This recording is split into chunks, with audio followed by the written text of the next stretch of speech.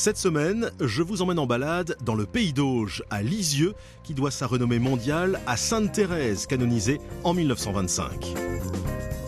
Située dans le département du Calvados, à une soixantaine de kilomètres de Caen, en région Basse-Normandie, Lisieux est une ville au patrimoine riche, dont la fondation remonte à l'époque gallo-romaine et qui attire aujourd'hui plus d'1 million de visiteurs par an pour en faire la seconde ville de pèlerinage de France. Je me glisserai bien évidemment dans la peau d'un pèlerin pour vous faire découvrir la basilique Sainte-Thérèse. Thérèse de Lisieux a été fait sainte, a été canonisée au Vatican. Pourtant, elle n'a pas fait de miracle, Thérèse. Absolument aucun. Je vous emmènerai également à quelques kilomètres de Lisieux, à Herminal-les-Vaux très précisément, à la découverte d'un lieu qui fait la fierté de la région, le CERSA, un parc qui gère plus de 1000 animaux de 120 espèces différentes qui viennent des 5 continents. Visite guidée avec Dorothée, la vétérinaire d'un lieu dédié à l'observation, à la reproduction et à l'élevage d'espèces en voie de disparition, mais surtout l'occasion de rencontres pour le moins surprenantes. C'est quoi ces petites bestioles-là? Des animaux uniques au monde, les lémuriens. On héberge actuellement 2 espèces, donc les makikatas, et puis on a les varis noirs et blancs. Je vous ferai découvrir grâce à Xavier un métier extrêmement rare qui mélange subtilement les sciences, l'art et l'histoire. Ils ne sont plus que 2 à le pratiquer de manière professionnelle en France. Xavier est héraldiste et peintre armoiriste, un privilège qui n'est pas réservé qu'à la noblesse. Une émission de télévision peut, on va dire quelque part, avoir son blason. Les bombardements alliés en juin 1944 détruisirent presque totalement la ville de Lisieux. Cependant, au détour d'une ruelle ou d'une place, vous découvrirez encore quelques maisons typiques à pans de bois et façades sculptées, ainsi que quelques bijoux nichés dans la vallée augeronne, comme le château de Saint-Germain-de-Livet, qui joue notamment sur la polychromie des matériaux, le blanc de la pierre de Caen, le rouge et le vert des briques vernissées, un chef-d'œuvre architectural.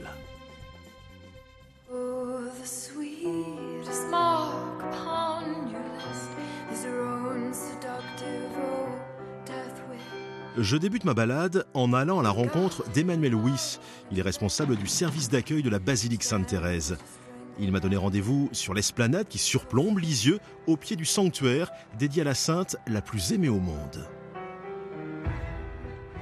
Bonjour Emmanuel. Bonjour Emmanuel, soyez bienvenue. Merci beaucoup. Voilà cette impressionnante et imposante basilique. Ah oui, on ne peut pas la louper, effectivement, ça, elle est imposante. Étonnant, elle date de quand en fait cette basilique? Alors elle est récente en fin de compte, Ouais. Elle date de 1929, enfin on a posé la première pierre en 29, 29. 3 ans de fondation, Ouais. et 39, voilà. Sans les sculptures, sans les finitions, après Ah oui, ça a été fini après la guerre. Ça. C'est vraiment tout récent. Ça fait penser par certains côtés un petit peu à la basilique Sacré-Cœur de Montmartre. Montmartre, Oui, c'est ça, il y a un ici, fausaire, quoi. Voilà, il y a un fausaire. ouais. Bon, ici, il y a une petite nuance. À côté, à Montmartre, il y a le campanile derrière. Ici, il a été mis Avec pour les cloches, oui, c'est ça. des raisons de fondation, des raisons techniques, ils l'ont mis sur le côté. Ah bah, on parle des cloches, elles sonnent, c'est magnifique ça. Oui. Hein, Bien, c'est un petit coucou nous adresse Thérèse, parce que cette basilique, elle est dédiée à Oui, Thérèse, c'est- Thérèse de Lisieux. Expliquez-nous un petit peu qui était-elle. Thérèse, c'est une jeune femme qui meurt en 1897. Elle a 24 ans, elle meurt de la tuberculose. Elle est inconnue de tout le monde. Mais au Carmel, pendant ses 9 années de vie au Carmel, elle est rentrée à l'âge de 15 ans au Carmel, ce qui est assez exceptionnel tout de même. Ouais. Elle va écrire son journal en quelque sorte, ce qu'elle a vécu, ses souvenirs d'enfance et puis ce qu'elle vit au Carmel. Et D'accord. ses souvenirs, ce journal va être édité sous le titre d'Histoire d'une âme. Après sa disparition. En 98, 1898, un an après sa mort, Ouais. on fait 1000 exemplaires et ils se vendent comme des petits pains. Aujourd'hui, plus de 100 ans après, 86 langues et dialectes, et l'Histoire d'une âme est toujours rééditée, un véritable best-seller. Et en fin de compte, les personnes lisent l'Histoire d'une âme, sont touchées par sa manière de parler de Dieu. Elle a une image toute particulière de Dieu, très novateur pour cette époque, et très révolutionnaire aussi. Elle va jusqu'à tutoyer Dieu. Et les gens viennent ici à Lisieux. Vient tellement de monde à Lisieux qu'on se dise qu'il faut qu'on construise une église pour accueillir tous ces gens. Oui, parce que là on est à la fin des années 20, début des années 30. Thérèse de Lisieux a été fait sainte, a été canonisée au Vatican. Pourtant, elle n'a pas fait de miracle, Thérèse. absolument aucun. C'est ce Ouais, qui c'est est- ça qui est fou. hein. Non, elle a conquis les personnes par son témoignage, par sa façon, son regard sur Dieu, sa manière de prier. Pour Thérèse, la chose la plus importante, c'était l'amour. Ouais. Évidemment, l'amour de Dieu, l'amour de des Dieu, ouais. autres, de ses proches. Et elle met au centre de son message l'amour. Ouais. Et c'est ce message-là qui touche. Et Emmanuel, cette basilique, elle est évidemment ouverte tous les jours, toute l'année. Il faut être absolument catholique, croyant pour, Oui, pour, non, pour on y est aller loin ou de c'est- tout ça. Ça, c'est des préjugés qu'on pouvait avoir à une époque, mais on est loin de tout ça. Dès 1929, les ouvriers se relayèrent ici jour et nuit sur ce qui fut l'un des plus grands chantiers du début du XXe siècle, car il fallait faire très grand et très beau et le plus vite possible, selon les mots du pape Pie XI, pour construire cette basilique financée grâce aux dons de millions de fidèles. Oh là oui, c'est immense en fait. Ah oui, on peut presque dire gigantesque. Elle est dans un style un peu particulier, romano-néo-byzantin. C'est ça, voilà, c'est cette espèce de coupole, là, effectivement, c'est ça. Hein, hein. Oui, on est vraiment dans du... Alors, le byzantin, on le ressent plus à l'extérieur qu'à l'intérieur. Là, on est vraiment dans l'esprit roman, avec ses arcades. Alors, les arcades, le dôme, et toutes ces mosaïques, là, c'est vraiment... quand on rentre, ça frappe, ces mosaïques, là, qui sont en plus très bien éclairées, Effectivement. très colorées. hein. Oui, effectivement, parce que beaucoup nous font la remarque entre l'extérieur qui paraît rustique, qui est Oui, c'est ça, ouais, rude, ouais, ouais.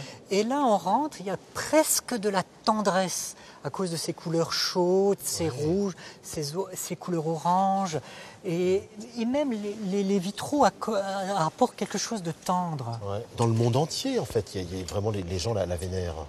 Ben, oui, elle a quelque chose.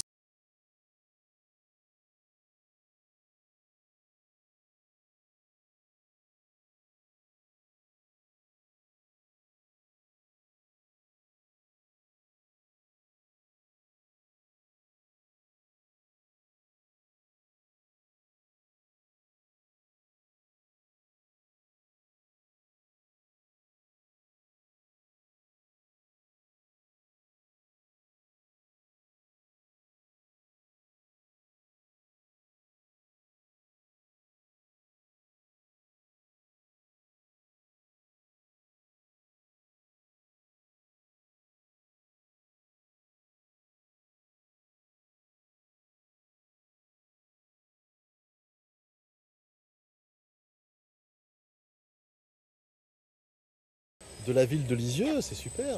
Ah bah écoutez, je vous ai donné rendez-vous ici parce que justement, il y a énormément de richesses à découvrir. Alors je vois les pans de bois normands traditionnels, là, vraiment. Hein.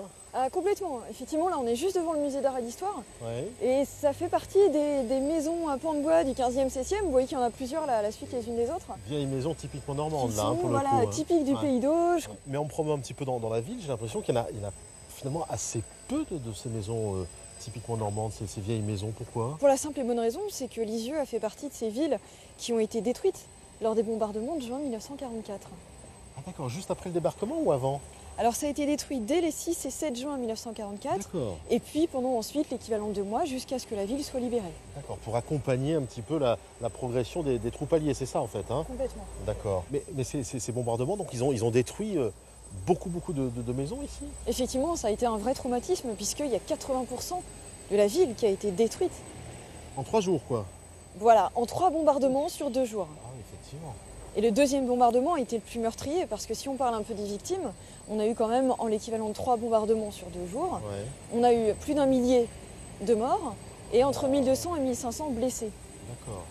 Et puis à l'issue de ces bombardements, on a eu quand même, et même à la fin, lorsque la ville a été libérée, donc en août 1944, il fallait quand même compter 12 000 sinistrés sur une population qui en comptait 16 000 à l'époque. Ah oui, c'est considérable, C'est effectivement. considérable. quoi. La basilique, la cathédrale n'ont pas été touchées, elles, c'est ça? Non, effectivement, il subsiste quand même un certain nombre de monuments et c'est pour ça qu'aujourd'hui à Lisieux, on a toute l'histoire de Lisieux qui se déploie quand même dans le paysage urbain. Mais la cathédrale a résisté, même si les flamèches l'avaient atteinte, Ouais, mais elle ouais. n'a pas été incendiée totalement. Ah ouais. La basilique a été atteinte, vous avez des traces d'obus. hein. Donc effectivement, un certain nombre de bâtiments ont été détruits, mais juste en face de nous, l'église Saint-Lizire, elle a été complètement détruite. Ah, c'est pour ça qu'elle a été reconstruite comme ça, là, tout en béton manifestement, enfin, une cathédrale. Oui, voilà, là on est sur une moderne, quoi. reconstruction complètement moderne. Il faut savoir que Lisieux était en tout cas dénommée et qualifiée de capitale du pan de bois sculpté. Et puis bah, voilà, du jour au lendemain, on se retrouve avec une ville qui est complètement reconstruite.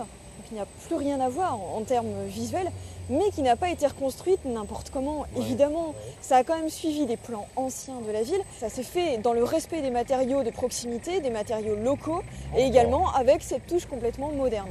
Après, esthétiquement, on aime ou on n'aime pas, mais tout a un intérêt dans ce qui a été cherché. Il y avait quand même un confort qui était précaire, d'avant-guerre, avec des maisons qui étaient relativement insalubres. Et donc, on est passé à des appartements qui étaient des appartements modernes, avec un confort et un équipement moderne. Donc ça veut dire qu'effectivement, le traumatisme a été important, et de l'autre côté, il y avait aussi un confort quotidien qui a été gagné.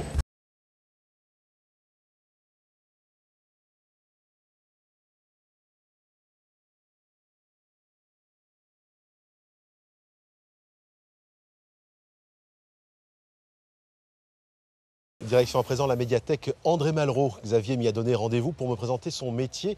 Il est héraldiste, un métier assez particulier, très rare. Ils sont seulement 2 en France à l'exercer. De quoi s'agit-il? On va voir ça ensemble.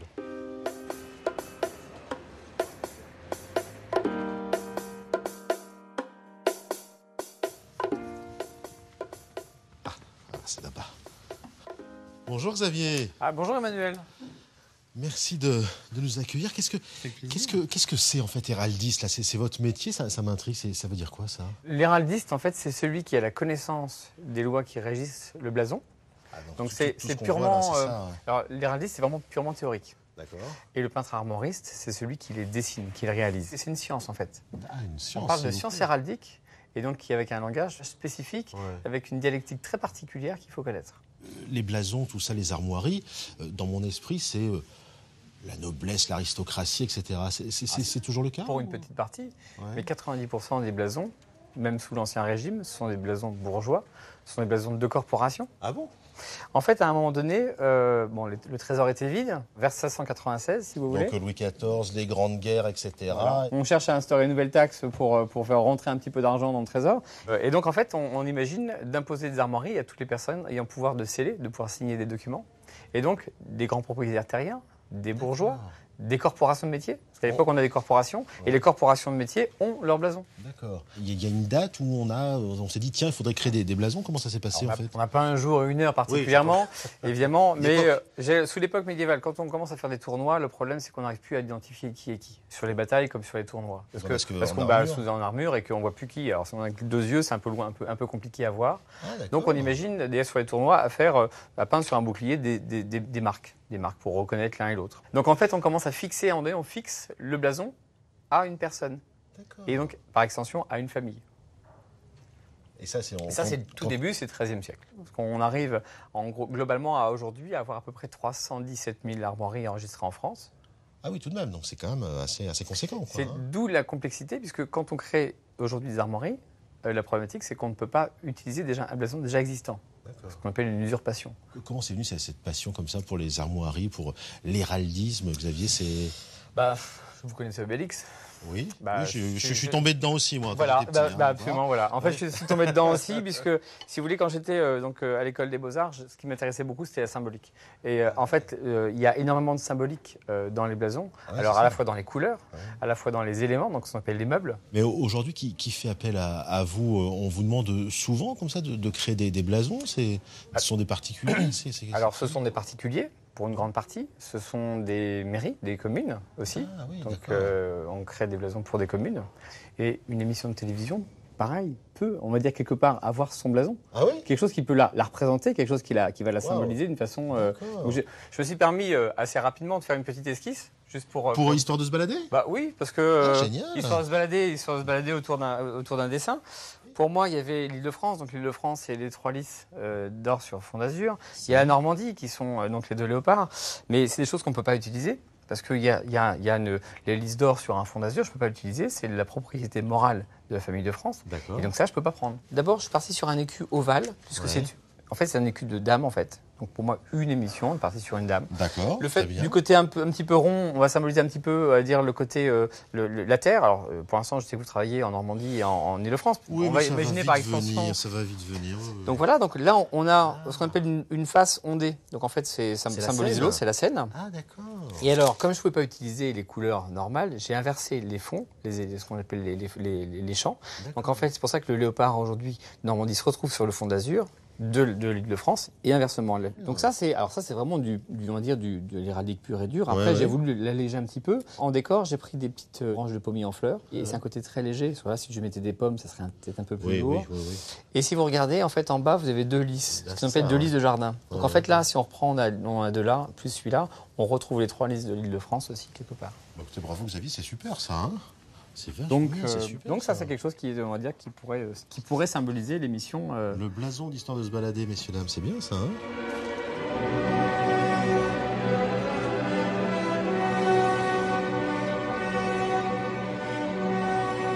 Je suis toujours en balade à Lisieux dans le département du Calvados, en Basse-Normandie. Je retrouve Mathilde qui m'a donné rendez-vous à 7 km pour me faire visiter le château de Saint-Germain-de-Livet, une demeure seigneuriale qui a été transformée en musée, surnommé la merveille du Pays d'Auge.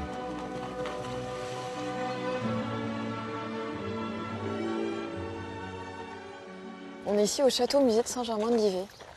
Merveille du Pays d'Auge, effectivement, je veux bien le croire, c'est superbe. Ce qu'on voit, c'est surtout à droite un bâtiment à pans de bois. Donc là, on est sur un manoir médiéval typique du XVe siècle. Tandis qu'ici, à gauche, on est vraiment sur une aile Renaissance. Donc là, on est vraiment sur une aile complètement XVIe siècle. D'accord. Donc voilà, avec un décor tout à fait atypique et singulier. Oui, ce côté un peu damier là, avec ces briques qui sont vernies là en vert, c'est quoi? Complètement. En fait, ici, c'est un décor polychrome, donc ça c'est intéressant parce qu'il y a vraiment la couleur partout ici. Ça, Donc là, on a à la fois la brique traditionnelle et on a également la brique verte. La brique verte, c'est de la brique vernissée, c'est-à-dire que c'est une céramique qui comporte une glaçure verte à base de plomb. On l'a à la fois dans la brique qui compose la façade, mais si on regarde bien, on l'a également dans la toiture, avec les tuiles vernissées, de couleurs. Je vois qu'il y a des douves là qui sont en eau. C'était quoi? C'était un château fort quand même ou c'était Alors c'est ça ici qui est un peu particulier, c'est-à-dire qu'on a un aspect défensif sur la façade. On a des meurtrières là sur les tourelles de la poterne. On a également les marques du pont-levis. Le pont-levis, c'est ça. Et puis on a quand même ici une façade Renaissance qui n'a pas du tout de grandes ouvertures. Les grandes ouvertures, on va les retrouver dans la cour intérieure. Là pour le moment, on a une façade qui est quasiment complètement fermée, donc qui a cet aspect très défensif. Et pourtant, ici, le château n'avait pas cette vocation-là. Donc, c'est un des aspects ici qui est assez surprenant.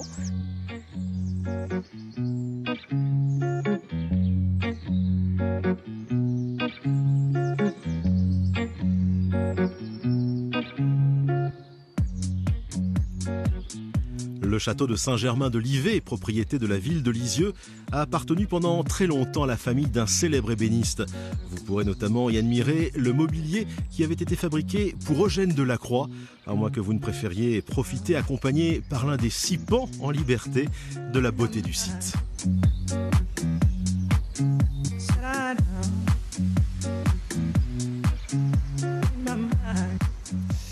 Quand on vient à Lisieux, on peut visiter évidemment la basilique, découvrir la ville, mais il y a également un autre endroit où il faut absolument aller, c'est le parc zoologique de Cerzat. Ça fait 30 ans qu'il existe, on peut s'approcher au plus près des animaux sauvages, c'est vraiment extraordinaire. Dorothée, la vétérinaire du parc, m'a donné rendez-vous.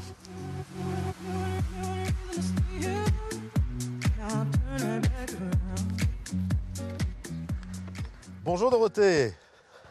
Bonjour Emmanuel. C'est magnifique, dites donc, c'est immense. Bienvenue au Cerzat, à 60 hectares de nature sauvage. Oh là, oui quand même. Avec combien d'espèces d'animaux? Actuellement, on a 180 espèces, donc ça représente à peu près 2000 animaux, en comptant jusqu'au moindre petit poisson. Et pour découvrir tout ça, on vous a préparé quelques activités sympas. Oula, il y a du monde là, qu'est-ce qui se passe? Eh bien, c'est le goûter girafe, c'est notre animation 2014. Le goûter des girafes. Le goûter des girafes. Qu'est-ce qu'elles mangent les girafes? Et donc 3 fois par jour, on propose au public de leur donner à manger, principalement des branchages. Cette passerelle a été construite l'an dernier pour cette animation. Et là, on est vraiment à hauteur de la tête de nos girafes. Moi qui suis un grand enfant, je peux donner à manger comme ça à la girafe? Bien sûr, je vous en prie, c'est possible. Je fais comme ça? Voilà, vous oui, vous présentez là. Langue. Oh là là. Ça a une langue très très longue. C'est fait pour enrouler les feuilles d'acacia dans la nature, éviter les épines de ces arbres. D'accord.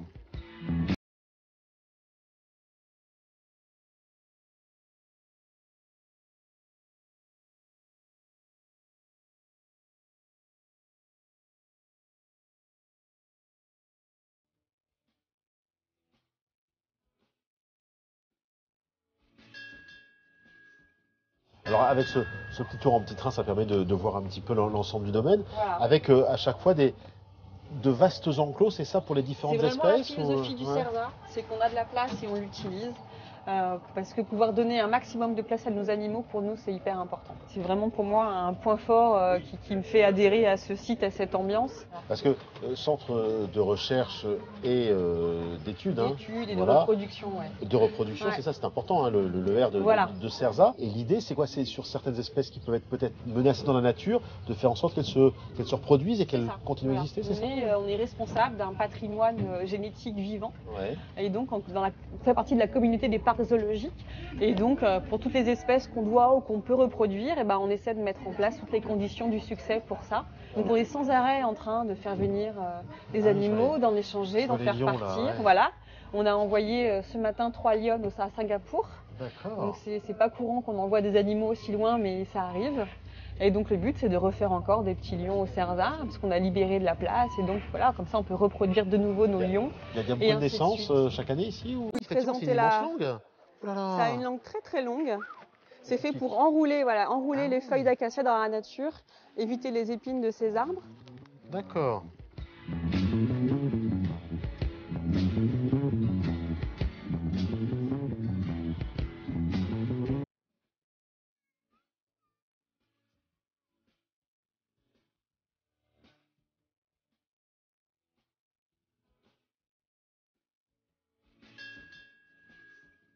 Alors avec ce petit tour en petit train, ça permet de voir un petit peu l'ensemble du domaine, voilà. Avec à chaque fois de vastes enclos, c'est ça pour les différentes espèces? C'est vraiment la philosophie du CERSA, c'est qu'on a de la place et on l'utilise. Parce que pouvoir donner un maximum de place à nos... Du bon temps là, c'est ça? Tout à fait, voilà. C'est vraiment une position qui leur permet de profiter un maximum de l'ensoleillement en Normandie, qui, on le sait, très fréquent. Bah, bien sûr. Et donc tous les matins, dès qu'on les sort dehors et qu'il y a des beaux rayons de soleil, ils vont tous se mettre assis comme ça, les uns à côté des autres, et se mettre comme ça et prendre tranquille, un magnifique bain de soleil. Tout à fait. Et les varis noirs et blancs le font également.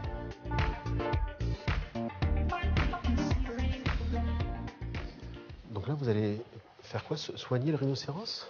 Donc là, on va faire une petite séance d'entraînement médical sur Winona, notre femelle rhino indien. Ouais. C'est une femelle qui a des problèmes de pied. Et donc, 2 à 3 par semaine, on va être amené à lui demander de se coucher pour aller appliquer de la pommade sur ses mamelles et sur ses pieds. C'est un travail quotidien qu'on met en place petit à petit avec des caresses. Et au bout d'un moment, elle comprend qu'avec des caresses, elle doit se coucher. Que si elle se couche, elle a encore plus de caresses. Donc pour elle, elle trouve ça sympa d'avoir des caresses, donc elle va se coucher.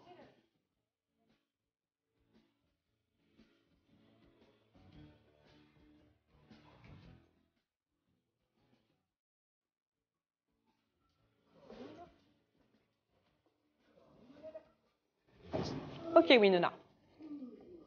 Allez, ma Wino. Allez, sleep.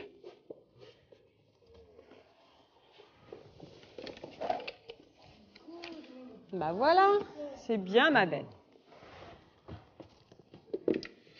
Allez, Wino. On se détend. Mais c'est une peau, c'est une carapace, parce que c'est un animal préhistorique. C'est de la peau très très très épaisse. Ah, c'est ça. Hein. Il y a 2 cm de cuir. Et donc voilà, c'est des animaux qui parfois ont des petites fissures au niveau du pied. Et donc du coup, notre job, c'est d'aller mettre de la pommade sur ces fissures. D'accord. Sans ces conditions, sans ce système que vous avez mis en place, que vous développez ici, il faudrait quoi? Il faudrait leur tirer une fléchette anesthésiante oui, pour... les tranquilliser, voire les anesthésier. Ça, ouais. Et vous pensez bien que sur des animaux de cette taille-là, c'est un risque énorme. C'est un coût en termes de produits anesthésiques. Oui, bien sûr, bien sûr. Et puis c'est un risque à chaque anesthésie. Ouais. Vous avez noté que je ne vous ai pas demandé de l'approcher. Hein. Je pense que ce ne serait pas une bonne idée, on est d'accord. Hein. Oh, une petite caresse sur l'épaule, tout à fait pesable si vous voulez. On va la mettre... C'est vrai? Comment on fait? Il faut lui tapoter là. Non, là je vais faire et vous avez juste à faire comme ça. D'accord. Allez, monte tes dents, Win. Tes dents, Winona. Tes dents, Win. Attends qu'elle est finie. Voilà, super. Non, j'y vais? Voilà. Hop là, ah oui là. Good, Win.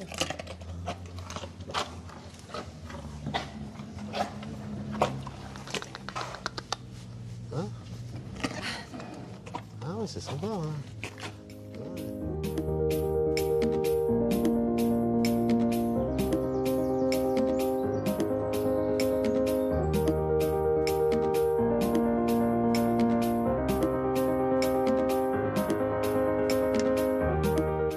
Histoire de se balader, c'est déjà fini.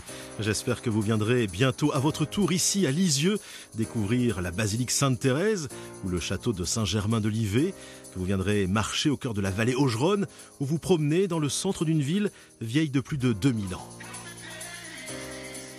Retrouvez sur France3.fr et le Facebook d'Histoire de se balader toutes les adresses proposées. D'ici là, je vous dis à bientôt pour d'autres histoires et d'autres balades. Qu'est-ce qu'il veut manger votre botte, celui-là? Oui, c'est notre femelle Calao. Elle aime bien. Elle est curieuse. Elle regarde ce que c'est que du caoutchouc. Allez, je vous suis. Enfin, je vous suis, mais on part de chaque côté, c'est un peu ridicule. Chauffeur, on y va. Volo.